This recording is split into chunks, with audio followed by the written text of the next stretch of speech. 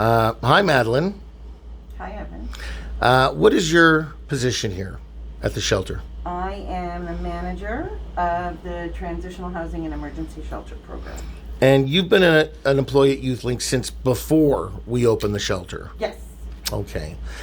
This is a video that is going to be seen by approximately 1,500 Home Depot employees in the GTA who have graciously decided to put together a fundraiser amongst the coworkers, which will include bringing an ice cream truck to the shelter for the kids for the youth to enjoy, and also raise money for us. Give me a couple of pointers as to what you feel or what you've noticed or what you just find incredible that the shelter has been able to do for these youth. So we haven't been open for that long. We've only just celebrated our 1-year anniversary.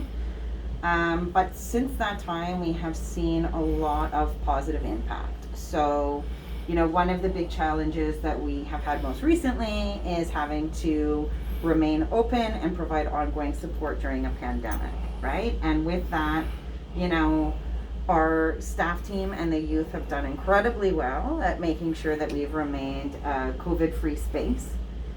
In addition to that, the fact that we've been working through a pandemic has not changed our ability to provide case management and housing services. We have housed since January 23 young people into independent housing, or they've returned back home to family. We have also offered counseling services, which has impacted the young people's mental health during this really difficult time. Both having them access it remotely as well as in person most recently, which has been great.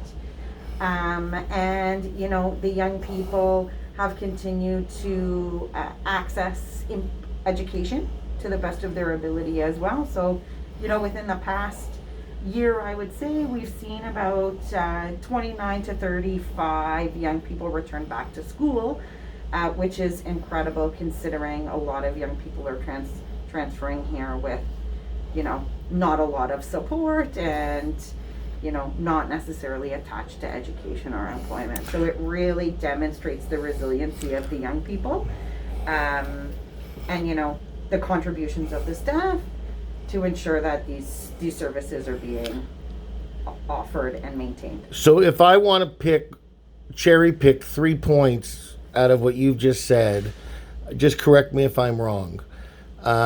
We are one of the only long-term shelters that has been completely COVID-free in the GTA for staff and youth.